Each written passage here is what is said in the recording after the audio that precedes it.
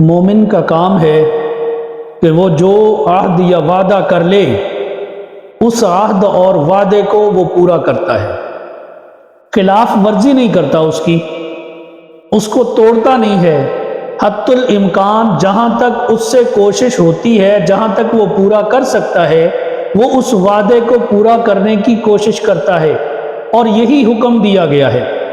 اللہ رب العزت نے فرمایا وَأَوْفُوا بِالْعَهْدِ إِنَّ الْعَهْدَ كَانَ مَسْئُولًا، کہ یہ وہ وعدے ہیں جو تم دوسروں کے کرتے ہو، قیامت والے دن ان وعدوں کے بارے میں تمہارے سے پوچھا جائے گا کہ تم نے اس کے ساتھ عہد و پیمان کیا تھا، اس آدمی کے ساتھ وعدہ کیا تھا، آیا تم نے اس کو پورا کیا ہے یا نہیں کیا؟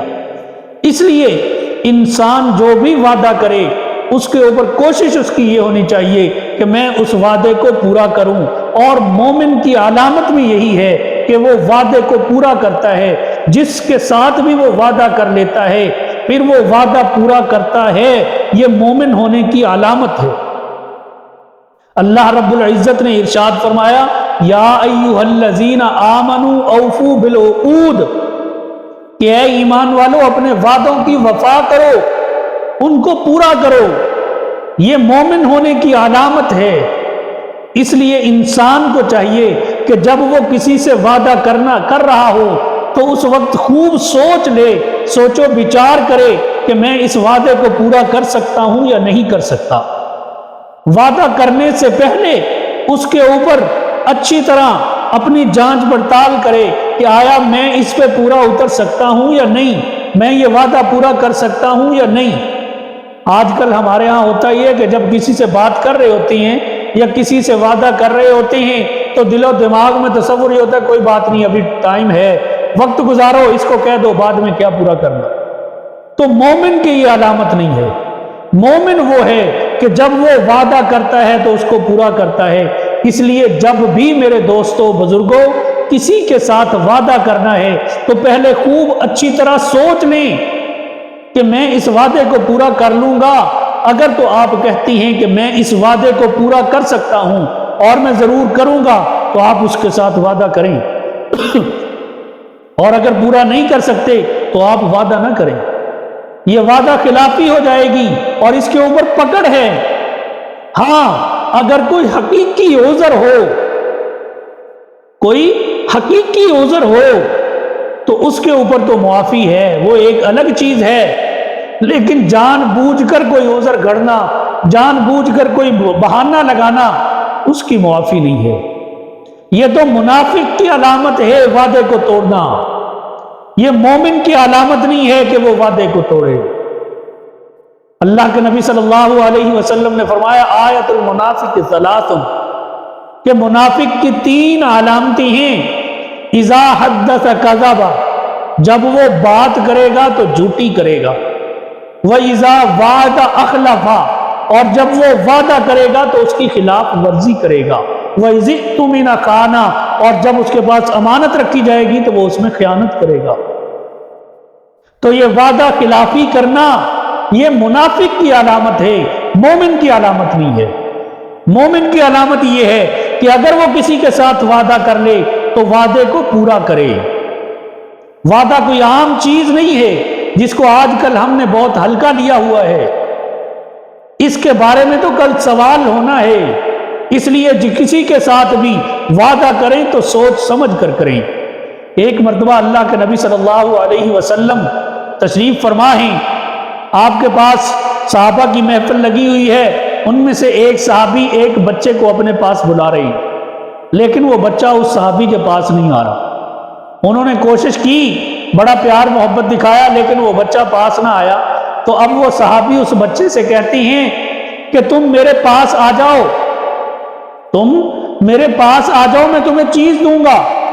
اللہ کے نبی صلی اللہ علیہ وسلم نے جب اس کی یہ آواز سنی تو آپ نے اس سے فرمایا کہ کیا واقعی تمہارے پاس چیز ہے جو تم اس کو دو گے؟ تو عرض کرنے لگا یا رسول اللہ صلی اللہ علیہ وسلم میرے پاس ایک کھجور ہے، میں نے سوچا یہ جب میرے پاس آئے گا تو میں اسے وہ دے دوں۔ آپ نے فرمایا ہاں اگر واقعی تیری یہ نیت ہے اور تیرے پاس وہ چیز موجود ہے، تو دینا چاہتا ہے اسے، پھر تو ٹھیک ہے، لیکن اگر تو اسے ویسے لالچ دے کر بلا رہا ہے اور اسے دینا نہیں چاہتا تو یہ غلط بات ہے، ایسا مت کہنا اس بچے سے۔ میرے محترم دوستو، دیکھیں اللہ کے نبی صلی اللہ علیہ وسلم کتنا احتیاط برتتے تھے۔ کیوں؟ اس لیے کہ یہ جو بات کر رہا ہے، یہ صحابی نے جو بات کی ہے، اگر وہ اس کے اوپر پورا نہ اترتے تو اس میں دو نقصان ہوتے، دوہرا نقصان تھا۔ وہ کون سا تھا؟ ایک تو وعدہ خلافی تھی کہ اس سے وعدہ کیا بچے سے کہ میرے پاس آؤ میں تمہیں چیز دوں گا، پھر اس بچے کو چیز نہیں دینی، تو یہ وعدہ خلافی ہو گئی کیونکہ اس سے وعدہ کیا ہے۔ اور دوسرا نقصان جو سب سے بڑا تھا وہ یہ تھا کہ بچے کے ذہن میں یہ بات بیٹھ جاتی کہ اگر ایک کام کر لو اور اس کو پورا نہ کرو تو کوئی بات نہیں ہے، کوئی حرج نہیں ہے۔ اور یہ بچے ہمارے مستقبل کا سرمایہ ہیں، یہ بچے آگے جا کر انہوں نے معاشرے کا فرد بننا ہے، معاشرے کا حصہ بننا ہے۔ اگر آج ان بچوں کے ذہن میں غلط عکس پڑ گیا، آج ان بچوں کے ذہن خراب ہو گئے تو کل معاشرہ بھی خراب ہو جائے گا۔ اللہ کے نبی صلی اللہ علیہ وسلم نے ایک ایک چیز کا احتیاط فرمایا ہے۔ حضور صلی اللہ علیہ وسلم کا واقعہ ایک جو نبوت سے پہلے کا ہے کہ آپ صلی اللہ علیہ وسلم نے کسی آدمی کے ساتھ کوئی لین دین کا معاملہ تھا آپ کا، اور اس آدمی کے ساتھ آپ کا یہ معاملہ طے ہوا کہ کل فلاں جگہ پہ ہم اکٹھے ہوں گے۔ یہ عہد و پیمان ہو گیا، وعدہ ہو گیا کہ کل فلاں وقت میں ہم فلاں جگہ پہ اکٹھے ہوں گے۔ اللہ کے نبی صلی اللہ علیہ وسلم اس وقت کے مطابق اس جگہ پر جا کر کھڑے ہو گئے، انتظار کر رہے ہیں، وہ آدمی نہیں آیا۔ وہ دن گزر گیا، اللہ کے نبی وہاں موجود ہیں۔ اگلا دن آ گیا، آپ انتظار فرما رہے ہیں اس آدمی کا، گھر جاتے ہیں ضرورت کے تحت، ضرورت ہے جو شرعی ضرورت ہے اس کے تحت گھر کا چکر لگاتے ہیں اور واپس اسی جگہ پہ آ جاتے ہیں۔ جب بھی کوئی حاجت ہوئی جانا پڑتا ہے انسان کو، تو آپ گھر جاتے، گھر کا چکر لگاتے اور اس جگہ پہ آ کر کھڑے ہو جاتے۔ 3 دن گزر گئے، وہ آدمی نہیں آیا۔ تیسرا دن جب ختم ہونے والا تھا، وہ آدمی آیا تو آپ صلی اللہ علیہ وسلم نے اس سے صرف اتنا کہا کہ بھائی آپ نے مجھے بہت تکلیف دی، آپ نے وعدہ کیا تھا، میں 3 دن سے آج یہاں پہ ہوں، آپ نے مجھے بہت انتظار کروایا ہے۔ دیکھیں اللہ کے نبی صلی اللہ علیہ وسلم کا وعدے کی وفا کرنا، وعدے کو پورا کرنا، اور پھر اس آدمی کے اوپر کوئی غصہ بھی نہیں ہوئے، اس کو ڈانٹا بھی نہیں، صرف اتنا کہا کہ آپ نے مجھے بہت تکلیف دی۔ یہ ہے اللہ کے نبی صلی اللہ علیہ وسلم کا عمل جو اپنی امت کو دے کر گئے ہیں، اپنی امت کو بتلا کر گئے ہیں کہ اگر کسی کے ساتھ ایسی بات کی ہے تو اس کو پوری کرنی ہے۔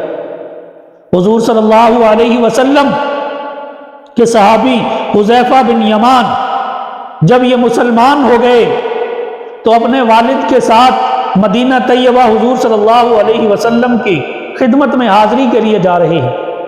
راستے میں ابو جہل سے ملاقات ہو گئی۔ ابو جہل بھی اپنا لشکر لے کر مدینہ کی طرف جا رہا تھا حضور علیہ السلام کے ساتھ جنگ لڑنے کے لیے۔ یہ وہ پہلی جنگ تھی غزوہ بدر جس کو لڑنے کے لیے وہ جا رہا تھا۔ راستے میں ان کی ملاقات ابو جہل سے ہو گئی۔ ابو جہل نے ان کو پکڑ لیا، ان سے باتیں پوچھی، انہوں نے بتلایا کیوں جا رہے ہو، کہاں جا رہے ہو؟ کہنے لگے کہ ہم اللہ کے نبی صلی اللہ علیہ وسلم کی زیارت کرنے کے لیے جا رہے ہیں۔ تو ابو جہل نے کہا کہ ہم تمہیں نہیں چھوڑیں گے۔ وہ کہتے ہیں کیوں؟ انہوں نے کہا دیکھو ہم جنگ لڑنے کے لیے جا رہے ہیں اور تم جا کر ان کی زیارت کرو گے، تم بھی ان کے ساتھ جنگ میں ہمارے خلاف شریک ہو جاؤ گے تو ان کے افراد میں اور 2 لوگوں کا اضافہ ہو جائے گا۔ میرے محترم دوستو دیکھیں آپ، چنانچہ انہوں نے بڑی منت سماجت کی لیکن ابو جہل نہ مانا۔ بلاخر ابو جہل نے ان پہ سختی کی، وہ کہتے ہیں ہم نہیں شامل ہوں گے۔ وہ کہتے ہیں ایسا نہیں، ان کی گردن پہ تلوار رکھی، ان سے وعدہ لیا کہ تم ہمارے ساتھ وعدہ کرو کہ تم اس غزوہ میں شریک نہیں ہوگے، اس جنگ میں شریک نہیں ہوگے۔ چنانچہ انہوں نے ڈرتے ہوئے وعدہ کر لیا۔ ابو جہل نے ان کو چھوڑ دیا، وہ مدینہ طیبہ میں حضور صلی اللہ علیہ وسلم کی خدمت اقدس میں حاضر ہوئے۔ آپ صحابہ کو اکٹھا کر کے جنگ کی تیاری کر رہے تھے، غزوہ بدر کی جنگ لڑنے کے لیے نکلنا تھا، صحابہ کی تیاری ہو رہی تھی، ساز و سامان اکٹھا ہو رہا تھا۔ جس دوران یہ دونوں حضرات وہاں پہنچے، حضرت حذیفہ اور ان کے والد یمان رضی اللہ تعالیٰ عنہ۔ چنانچہ حضور علیہ السلام کی زیارت کی، آپ علیہ السلام کی محفل میں بیٹھے تو آپ علیہ السلام نے ان کا حال احوال پوچھا۔ اب عین جنگ کا موقع ہے، جنگ کے لیے لوگوں کی ضرورت ہے، فوجیوں کی ضرورت ہے، افراد زیادہ ہونے چاہیے کیونکہ جنگ لڑنے کے لیے جا رہے ہیں۔ عین اس حالت میں انہوں نے حضور صلی اللہ علیہ وسلم کو بتلایا، یا رسول اللہ صلی اللہ علیہ وسلم، ہم آپ سے ملاقات کے لیے آ رہے تھے، راستے میں ابو جہل ملا اور اس نے ہمیں اس طرح ہم سے پوچھا، ہم نے بتایا، پھر اس نے ہمیں زد و کوب کیا، ہماری گردن پہ تلوار رکھ کر اس نے ہم سے وعدہ لیا کہ تم اس جنگ میں شریک نہیں ہو۔ تو اللہ کے نبی صلی اللہ علیہ وسلم نے ان کو اجازت نہیں دی۔ انہوں نے عرض کیا، یا رسول اللہ، یہ تو مجبوراً وعدہ کیا تھا، جان بچانے کے لیے وعدہ کیا تھا، آپ ایک دفعہ ہمیں اجازت دے دیں، ہم بھی اس غزوہ میں شریک ہو جائیں۔ یہ وہ غزوہ ہے کہ جس میں جو لوگ شہید ہو گئے وہ جنتی ہو گئے۔ لیکن اللہ کے نبی صلی اللہ علیہ وسلم نے ارشاد فرمایا کہ تم وعدہ کر کے آئے ہو، لہذا اب اس کی خلاف ورزی نہیں ہونے دوں گا، میں تمہیں اس جنگ میں جانے کی اجازت نہیں دوں گا۔ دیکھیں اللہ کے نبی صلی اللہ علیہ وسلم کتنا خیال رکھتے تھے وعدہ کے وفا ہونے کا۔